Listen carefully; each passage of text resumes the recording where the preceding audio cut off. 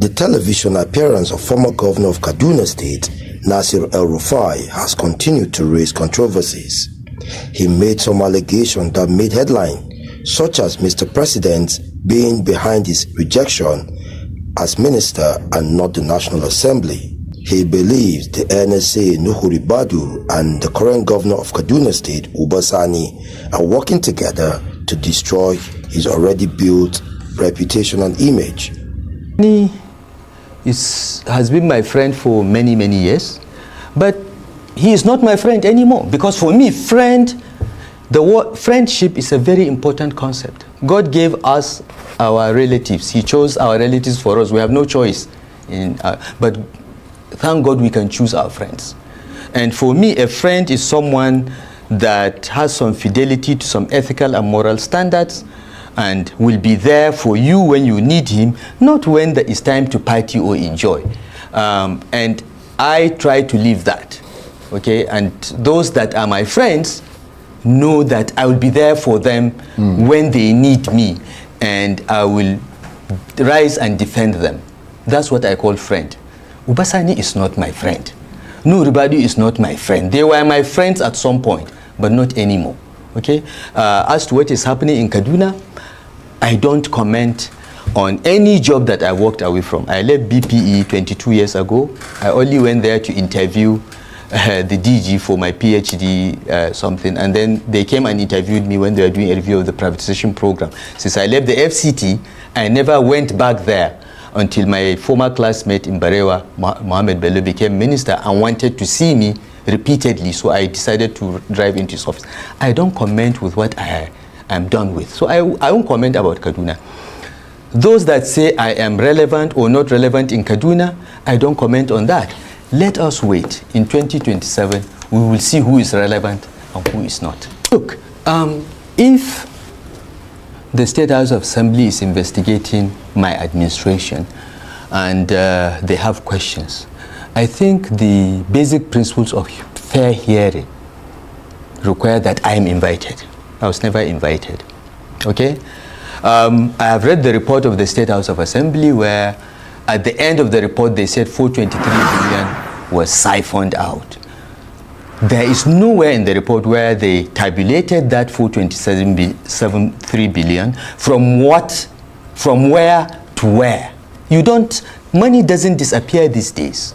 Money is all electronic. From where did this money move to where?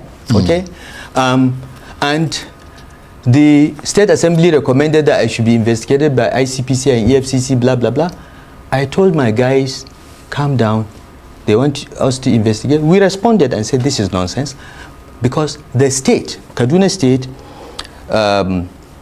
earned about 900 billion in the 8 years I was in office. Now, 45% of that disappearing, I would like to see from where it went.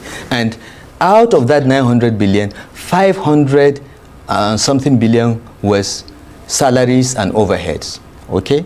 So I would really want to see a breakdown where that money was taken from and to where.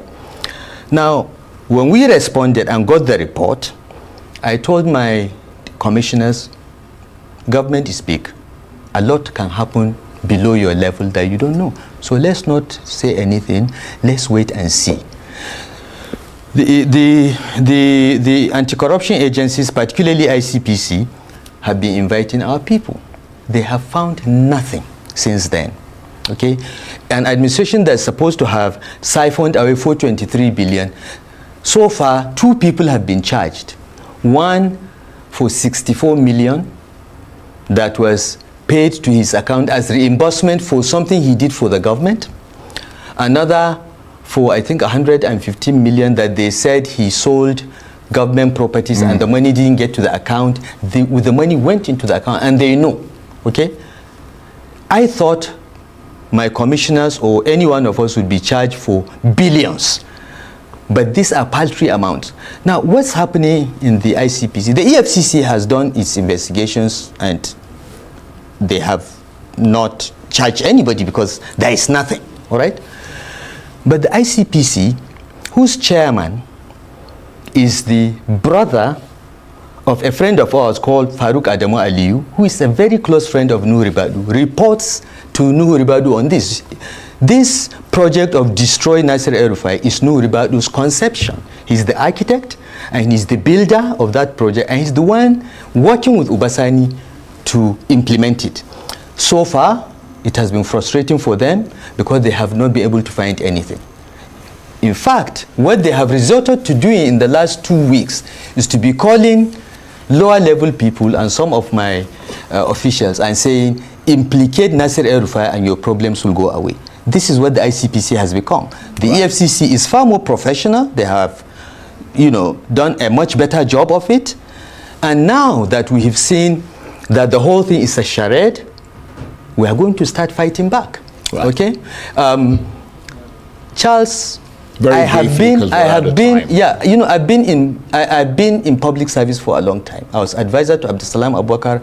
I've been DG of BPE. I've been Minister of FCT and Governor of Kaduna State. I swear to you, I swear to God, I have never in my life taken a penny that I'm not entitled to. In fact, in Kaduna State, in my first term of office, because we took a vow along with my late deputy governor that we'll be donating 50% of our salaries and allowances back to the state coffers, I did that.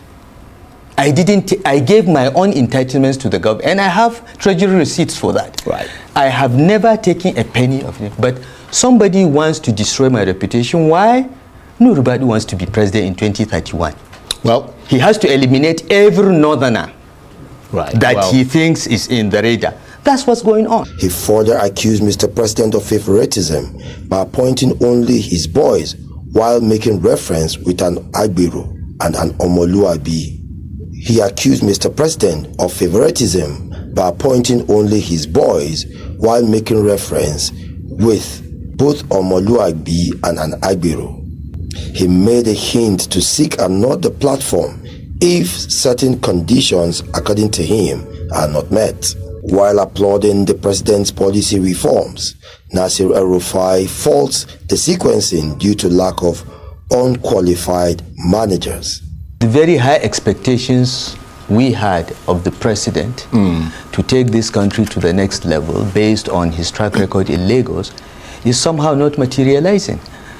So I have no issues with the Tinubu administration. People say I'm a critic of the administration. I've never said a word about the Tinubu administration. My comment in a panel on democracy in Nigeria had to do with the APC. I've never, since I left office and the president begged me publicly to come and serve in his government, I had my plans, and I told President Tinubu from day one, when he asked me to support him, I said I would, but I don't want anything, okay? Because politics in Nigeria is always about what do I get for giving you support. I'm not in politics for that reason. I'm not in politics to get anything. I have a surname, I'm a self-made man, I have made my money before coming into public office. I don't need anything. After 8 years in Kaduna, I was nearly burnt out.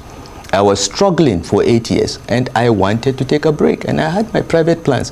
The president publicly appealed to me to put my plans on hold, and through 2 months of negotiation, we finally agreed that he would nominate me as minister, and there were certain conditions I attached to that. I think along the line, either the president changed his mind or something else, because please don't believe the story that the National Assembly rejected me. The National Assembly had nothing to do with this. The president didn't want me in his cabinet. He changed his mind. Whatever it is, frankly, I don't care. And I told him, and I moved on. And since I moved on, I've not said a word. I've not granted any interview. I've not commented on the government. But it is within my rights as a founding member of the APC, as one of the 34 people that signed the INEC form that got the party registered. It is within my rights to ask, why is my party not functioning? He is entitled to change his mind. And it's not an issue. And it is a job I didn't want in the first place. So the slightest opportunity I had, the security thing was a good thing for me, because it enabled me to say, Mr. President, I'm gone. And I went on with my life. Now, since then, has anyone release that report. What is the security issue? What is this? What is that? Leave that. The only reason why I'm talking about this, Charles, is because anytime I make any comment about how the party is running or not running, or I visit a friend of mine, Tinubu's hacks go on, oh, it's because he didn't get a ministerial nomination. Guys, I was minister 20 years ago, all right, in my 40s, and I told Tinubu I did not want to be minister. I was not interested. He appealed to me, begged me, and gave me a challenge. What was the challenge? Nobody has sorted out electricity. No president has defeated the electricity mafia. You and I can work to defeat it. It was the challenge that made me accept. All right? Now, I had an opportunity to serve my country, and the person that gave me the opportunity changed his mind. It's okay. And I've moved on with my life. But I mean, have you encountered him subsequently? Have you met him? Have you, both of you, since that time? We have met. Did it ever come up in your discussion? We have met, and we have met a couple of times. But, you know, we have met at Baba Akande's birthday anniversary last year, and the president asked me to come and see him. I met him once, we discussed, and, you know, let's find ways. I said, Mr. President, I don't have any problem. I'm fine. But when you say, what did he say to you? He said, you know, we still have to find a way to work together. I said, I'm waiting. You know, you tell me how we can work together, but I want to assure you, as I told you even before the elections, I am fine. I have a private life which predates politics, and I'm pursuing my life. Look at me. Do I look like I'm stressed? I have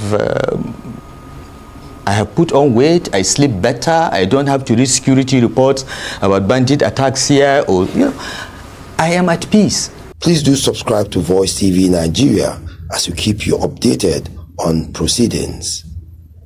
Mohammed Jinadu, Voice TV Nigeria.